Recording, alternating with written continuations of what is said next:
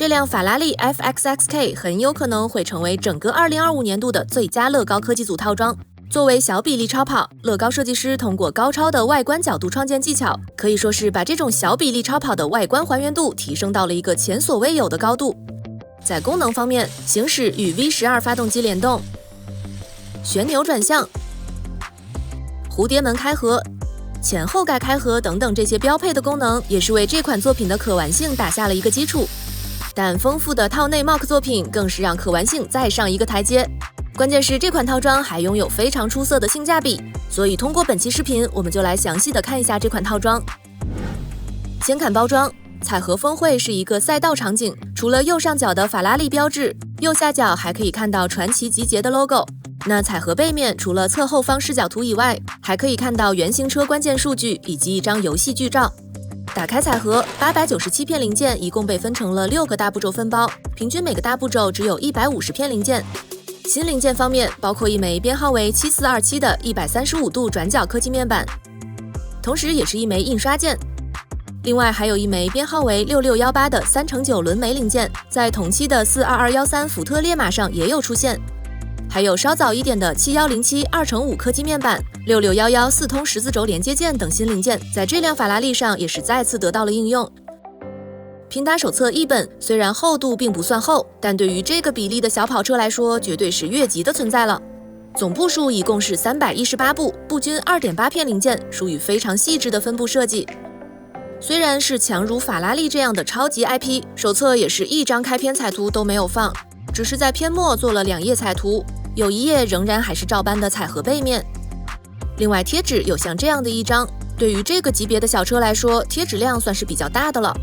除此之外，在套裝中我們還可以看到一張狂野飆車傳奇集結的遊戲兌換卡，可以用來在遊戲中解鎖這輛樂高賽車。好啦，那麼下面我們來看一下精彩的內部設計。這裡可以看到 V12 發動機採用了4368和4369曲軸和活塞組合。那也因為 V12 發動機比較長，所以後懸架差速器也是向後移動了2個單位，對應在兩側各增加了一組20:12的齒輪組，也因此可以帶來更快的發動機聯動速度。那從發動機到車輪的總齒輪比呢是2.32:1。來看轉向結構，手動動力從車頂下來以後，經過一組12:12的齒輪組，然後向前傳輸。在前懸架這裡，通過12齒齒輪驅動轉向齒條，實現車輛的轉向。另外，這裡還可以看到後蓋開合相關的4連桿機構，並且這個裝置還帶有一定的支撐能力。底盤部分並不算是這輛法拉利的亮點，那麼接下來我們來重點看一下外觀搭建。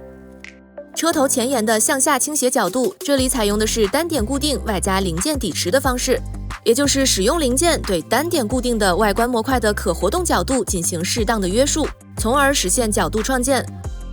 而這枚用於抵持的零件，恰好又對內部的进氣格栅進行了抽象化的還原，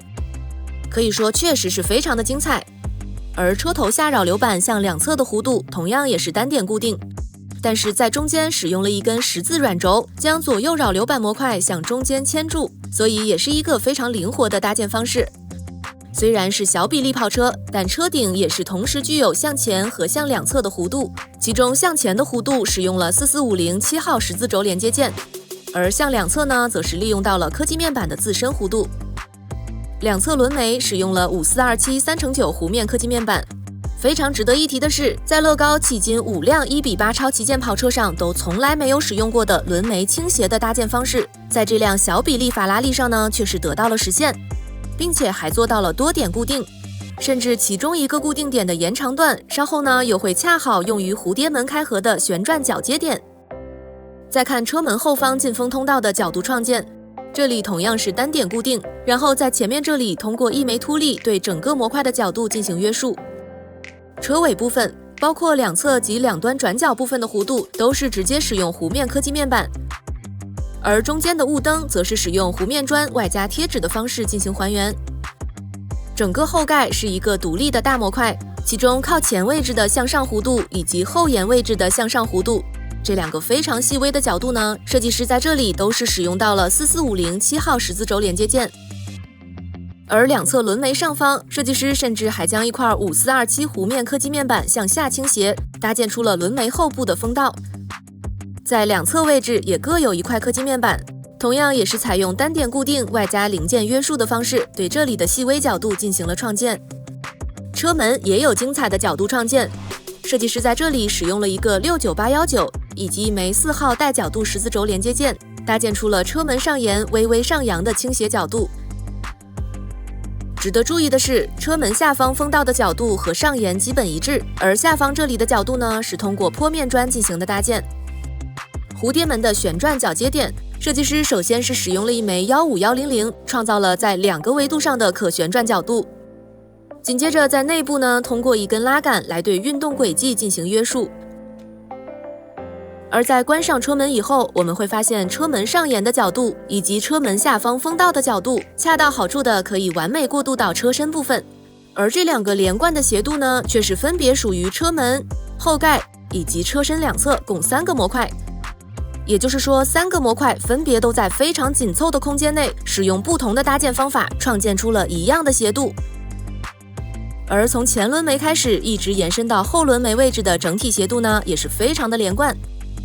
和前輪眉一樣，後輪眉同樣是做到了1:8超旗艦跑車都沒有做到的輪眉傾斜。那麼到這裡，這輛法拉利 FXXK 就完成了，一共用了大概5-6個小時。在外觀方面，可以看到整體搭建效果確實是非常的完整和飽滿，幾乎看不到什麼鏤空的破面。如果我們把早幾年的一些同比例跑車拿來对比的話，也可以非常明顯的看到它們之間的區別。打開前蓋，我們甚至可以看到內部空間。而在後蓋這裡，除了可以看到 V12 發動機以外，還可以看到用貼紙還原出來的橙色管線細節。可能唯一遺憾的就是設計師並沒有對駕駛室裡面的儀表盤進行還原。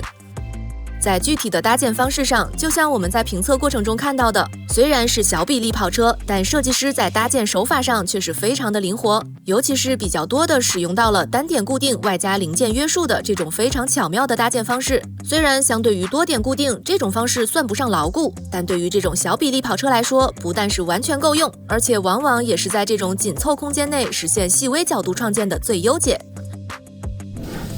在功能方面，行駛與 V12 發動機聯動，旋鈕轉向，蝴蝶門開合，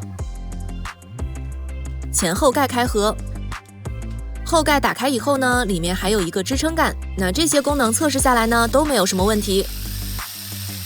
在 Rebreakable 上，我們目前可以看到15款套內 mock 作品，題材涉及到了跑車、F1、競速卡車等各種題材。那另外也可以看到，有玩家也是把它改造成了動態版。